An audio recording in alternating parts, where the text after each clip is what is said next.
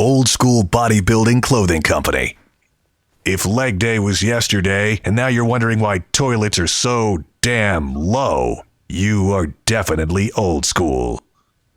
If you're the only athlete at your gym that knows there's a contest today and it's to see who trains the hardest, you are old school. OSBBC.com for the hardest training athletes.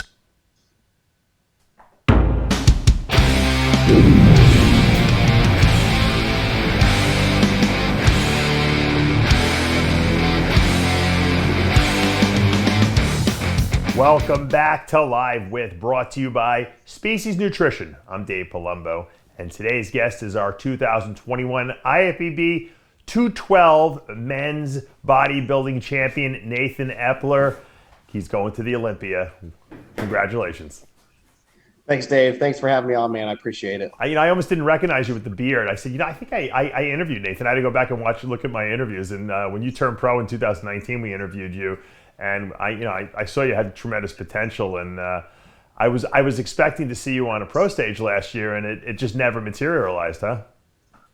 Yeah, like I was saying, we started prepping last year in 2020. Actually, like December of 2019, January of 2020, we started prepping. Yeah. And I was going to do my debut at the Indy Pro in my hometown, and then we got it all the way till about 6 weeks out, and then with COVID and everything, it got canceled. So then we were going to try to get on stage last year, and then it just ended up fizzling out. We ended up shutting it down. Yeah. So was that disheartening? Because I mean, as a bodybuilder, I try to put myself in the shoes of the guys who are competing in this day and age, and I think I would have gone insane if I was if I was in the midst of my competition at 6 weeks out, and then they told me, by the way, there's not going to be a show. Sorry about it. Yeah, no, it was a little bit disheartening, and but to be honest, I kind of looked at it like, all right, I guess right now is not the time, and everything kind of happens for a reason. I do strongly believe in that, and the timing I knew would come, and I just took it as, well, we can just go back to the drawing board. I can rebound. I can use this time to put on some more size and more muscle maturity, because I was 26 at the time. I'm 27 now. So I'm still young and still at the beginning of my career. I just knew that, we don't need to try to rush to a stage right away, and just take our time and grow more. I was looking at, you have really good leg development, obviously. And, you're very complete. You have good balance, good structure. I think Chris Aceto said you almost look like a classic physique guy, obviously with a lot more muscle, which is a tremendous compliment, obviously. Yeah. Going into a show like this where you have to kind of make the weight, and you're right at the weight, essentially. I mean, you were at the weight in 2019. Obviously, you have better quality muscle now, but at only 27 years old, do you say to yourself, hey, maybe this is not the division I want to spend my whole career in? Do you ever think about moving up to the open? Yeah, the end goal is to be in the open. Okay. I just know. So I'm naturally just a smaller guy. I was a wrestler in high school, kind of like, how we talked about in our previous interviews. And I was a smaller guy. And so it takes me a little bit longer to put the size on. And again, I don't want to rush, because in this sport, longevity is key. And, I want to make sure that I'm staying around for a while. Yeah.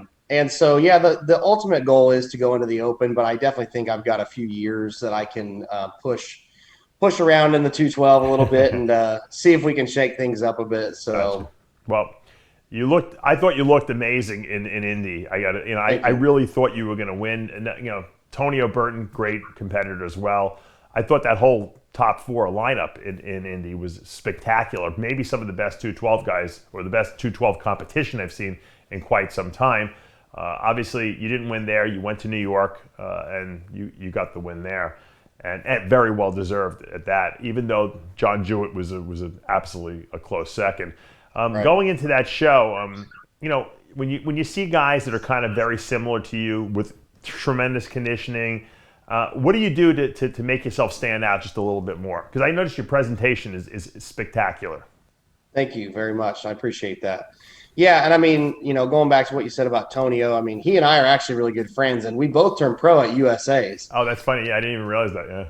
Yeah, we both turned pro at USA's, so we're really good buddies, and we were chumming it up on stage, and, I have a lot of respect for him and a lot of respect for John Jewett as well. And to be completely honest, and I told John this, I made a post the other day, and I was talking about how I was chasing John most of this prep. Well, most people would, because he was the guy to beat. I mean, in that lineup, he's been to the Right. Olympia, you know.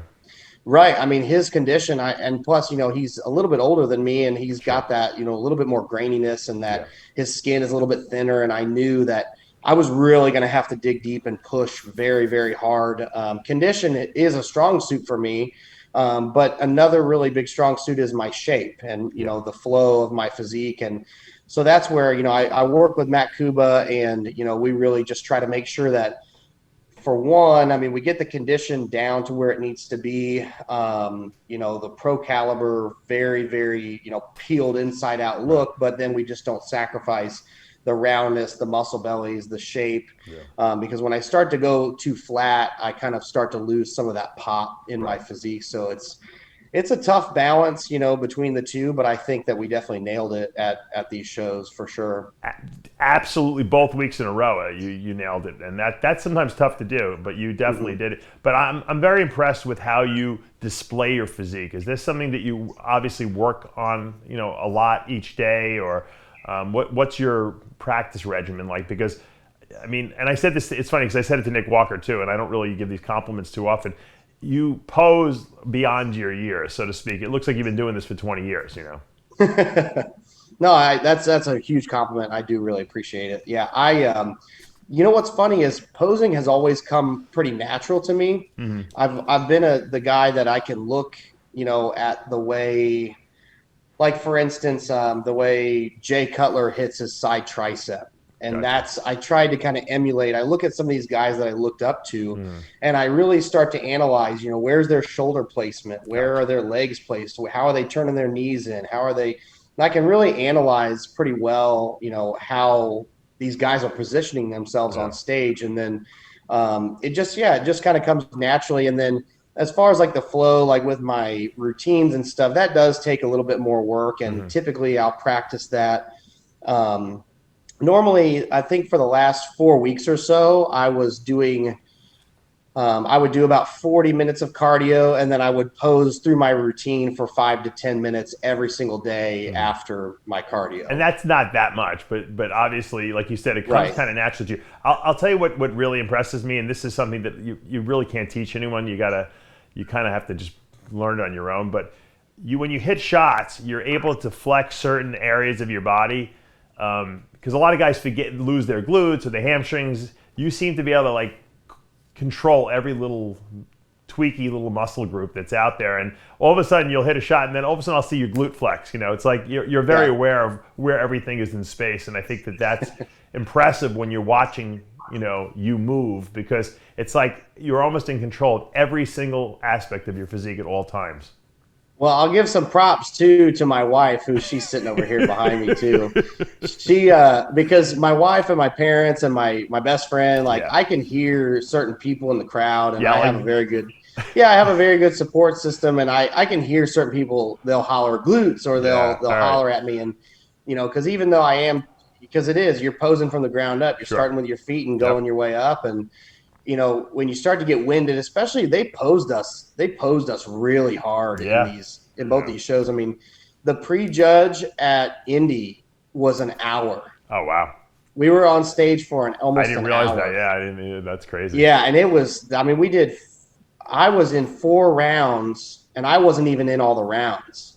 Wow. And that was at Indy. And so when you start to get taxed, it does help when you do have, either your coach or your support system behind you that can tell you that'll be screaming, in the crowd saying, keep going, stay tight, hit your glutes. And so I won't take all the credit because I can hear them too, for sure. After prejudging at New York, did you think you had it? Or were you like pretty much, I don't know, until like the night show was, they were announcing your name? I was confident. I wasn't 100%. Because there was a top 4. Right. And so there wasn't a direct center. And so I still was a little bit unsure. And well, they called you and John out alone, didn't they, at the end of prejudging? I'm trying to think at New York if they did. Yeah, because I remember I put up the video of that. Yes. Yeah. So I mean, I knew it was he and I, and I had beat him the week before, and I definitely was better even at New York. So Yeah.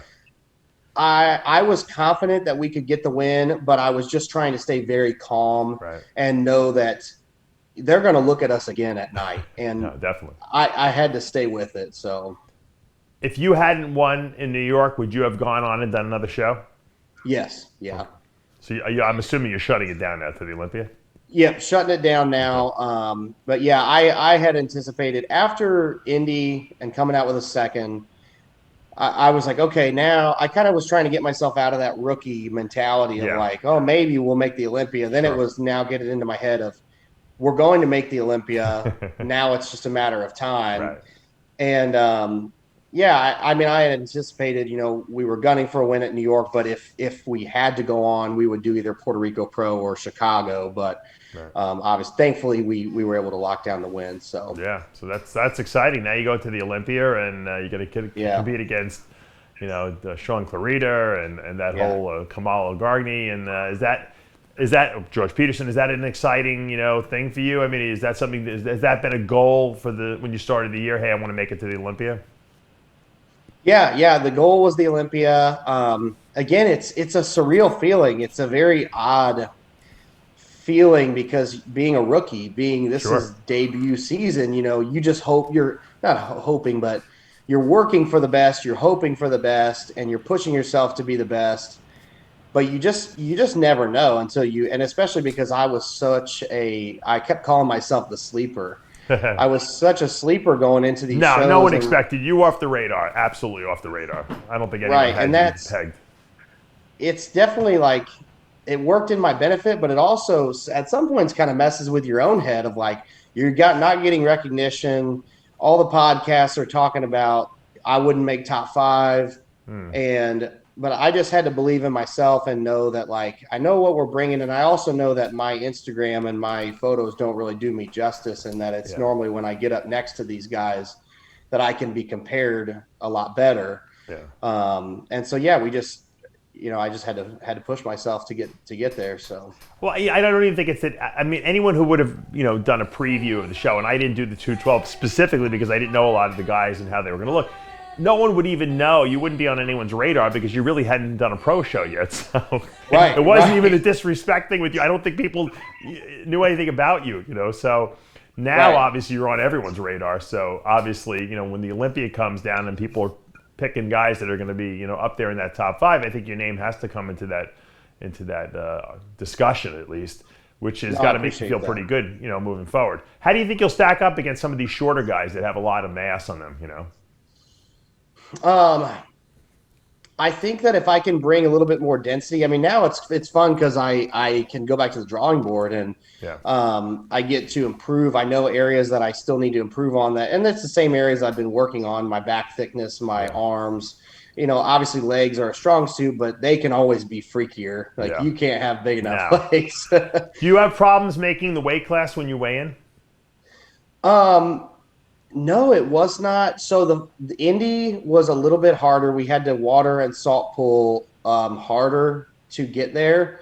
And that's why I think that I looked even better at New York because I was glycogen loaded and I was able to go lower carbs longer into New York peak week. Right. And then my weight came way down. And so then we didn't have to water and salt pull as hard, and I looked more fresh. I had a better pop. Yeah, you full forward. But yeah, like I usually hang anywhere from like 214 to 216, and then the last couple days I floated down, and I woke up the day of weigh-ins at like 209. Oh, perfect. That worked out real well. Yeah. Now you're opening your own gym, the American Muscle Factory in Indianapolis. That's got to be exciting. How long have you been working on that project? So this is a 6-year dream of mine. Oh my God, 6 years. Yeah, it's a 6-year dream of mine. But now I worked, in corporate America for a long time, and it was a more long-term dream. It was like, oh, maybe in 20 years I'll do this. Yeah. And but then, after I turned pro, I quit my job. I took on coaching full time. I run a coaching business. My wife, she quit her job this past year, and she runs a photography business as well. Cool. So we get to make our own schedules. We live our lives how we want. We can bodybuild and have fun. Right. And then I had the opportunity arise where I was like, man, I could really look at opening this gym. And my best friend of 15 years, Tyler, he's a great man, great human being. And I'm so thankful to have him in my corner, but he wanted to go in on it with me as well. He's like, we have such a demand in our area in Indiana for something more hardcore and something more that bodybuilder-esque mecca gym that we just do not have in our area. It's just a lot of corporate or smaller gyms. And so I started working on it about 10 months ago. And were you nervous when you first started? Because obviously that was in the height of COVID, obviously.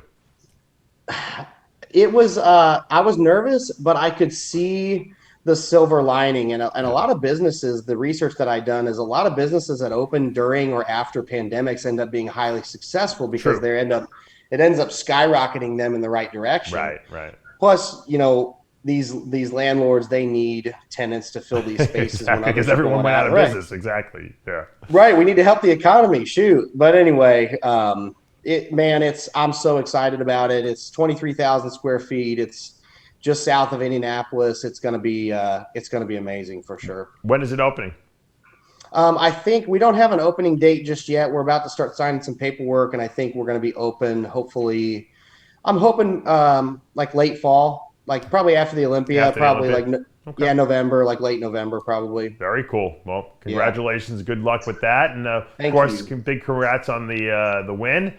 And I guess I asked Nick Walker, I said, did you take any time off? Are you going to take any time off after New York Pro? Relax a little before you start your Olympia prep? He's like, hell no, I'm back in the gym 100%. I got to be my best. So what's your take on this? Have you been chilling a little bit, or are you right back to the gym? So that's funny. I'm actually in Florida still right now. Oh, you are? That's funny. Yeah.